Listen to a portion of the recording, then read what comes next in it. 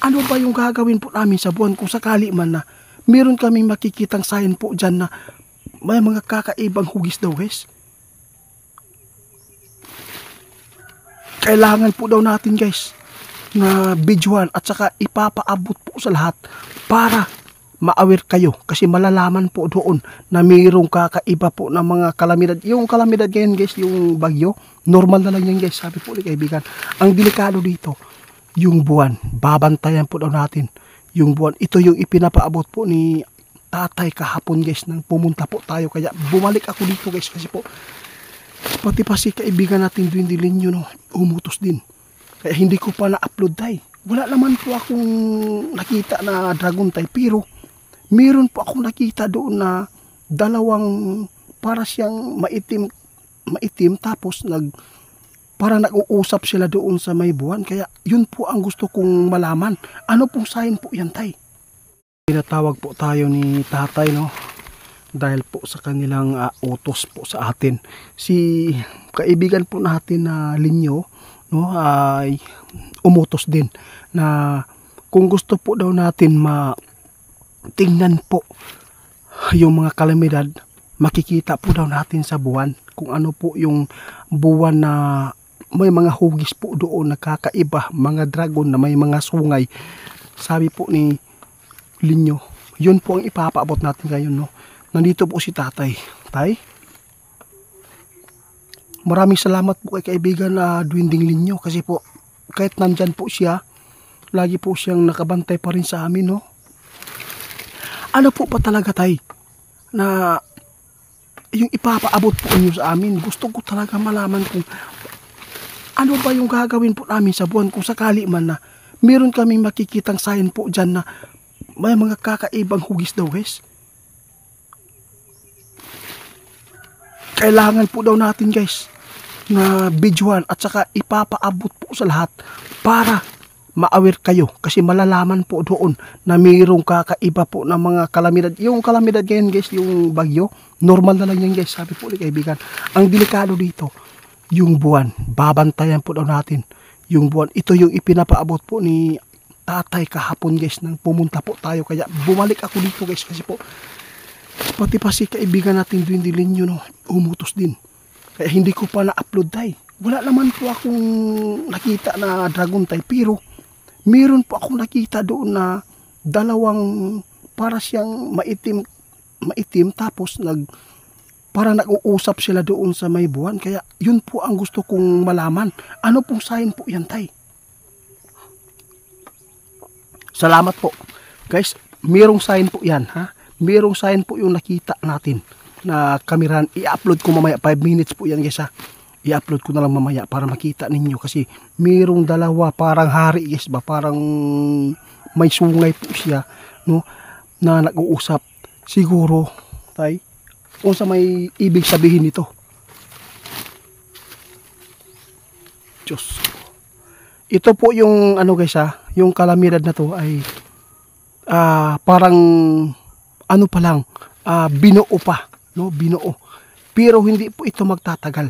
Sana tayo wala pong mangyayari sa 2025 kasi po yun po ang pagsalubong natin ng bagong taon. Kasi sinabi po ninyo na 2025 ay marami pong mga problema na darating po. Hindi lang po sa kalamidad kundi pati yung mga tao na hindi naman po talaga karabitang wala na tagbaw sa iyahang pagka makapangyarihan. Gusto po niya nasakupin po lahat po yung mga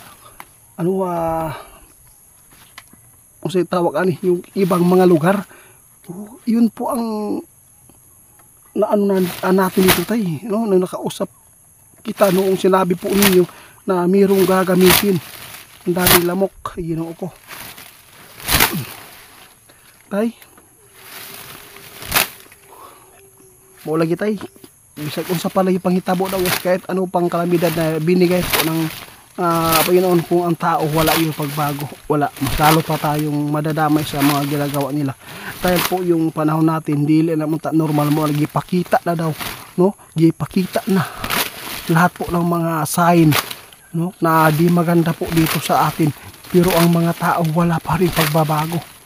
Maraming salamat sa inyong paabot tay kasi yung i-upload ko mamaya tay, tungkol po sa pinabantayan po ninyo sa atin yung buwan, kung ano po ang mga hugis doon. Basta nakita namin doon, nagtataka lang po ako tay kasi merong parang may tali siya doon sa may buwan. O, ano po ba talaga yung mga sign? Pag naputol pala yun na. Unsao naman na tayo. Naglibog ko tayo. Akong gibantayan yun ang buwan guys, no. Naagod ko nakitaan guys na duha yun ka tao ba na sungayan ba. Naglingkod sila na parang nakaupo sila doon sa may baba siya sa buwan guys, no. Kasi yung buwan nasa taas-taas po, yung kunti sa baba lang po sila nakaupo. Parang may pinag-uusapan silang dalawa. Yung nakita natin sa hugis tay, yun po talaga yung nakita ko, kaya ipinapaabot ko dito sa inyo tay kasi natatakot ako baka po ito na po talaga yung sinasabi po ninyo na yung kalayo ba, mahulog na dire. Sabi po ni tatay guys, kung magpapatuloy po yung pagpula ng sa kalangitan, yung pagpula na yung clouds, pagpula, kung magpapatuloy po yan hanggang 2025, maunag yun na guys, no. Ang delikado dire na yung lindol po daw, sabi po nila tatay, yung lindol po talaga yung pinaka problema kung sakaling dumating dito. Kasi po yun ang mga sign po na mayroon talaga na pinakamalaking damage po dito sa mundo natin.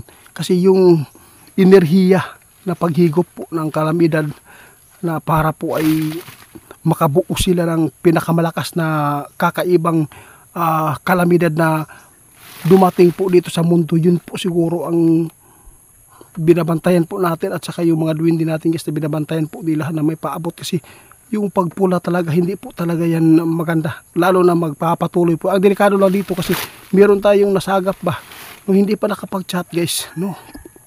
Kasi sa Mindanao meron daw silang namataan. Gusto ko talaga malaman kasi hindi pa siya nag-chat. Baka po ay hindi lang po siguro totally na pula, kasi wala lang po kami nakita dito tayo. Titingnan po natin yung panahon natin guys, kasi nakakatakot po yung pinasa sa atin ng mga pagpula. Grabe tayo, hindi ko talaga inasahan tayo ba ng prediction bitaw nimo, prediction ninyo ng mga duwende, no. Ano lang, ilang oras lang nangyari yung ano guys, no, nauna lang sa amin yung ipinapaabot ng ating kaibigan na duwende na may apoy na mahulog galing sa kalangitan, no. Mga 9 hours siguro ang gap, pagkatapos may balita na nagpula ang kalangitan doon sa iba. Kaya mag-amping kita tanan tay. Delikado guys yun. Kung magparayon ni pagpula, kung magpapatuloy yung pagpula yung kalangitan, lalo na papunta dito sa atin, hindi lang po doon sa Bicol, Capiz, may mahulog. Ang delikado dito pag bumagsak dito sa sa city yung apoy. Ito po yung nakakatakot na mangyayari sa atin. Para tayong tinatamaan po ng 1,000 missile, no. Pag yun po ang mangyari guys, may story yun ng kalibutan, no. Kasi noon ang na-story yun sa una tay katog yung paglunop, no, na nakagawa po yung arka si Noah, di ba? Yun po. Yun po ang pinakamalaki na kalamidad guys na nangyari, no. At saka yung naranasan po natin, ano lang, yung mga bagyo, parang normal na lang yan guys. Ang delikado dito yung apoy, no, hindi pa yan yung lindol.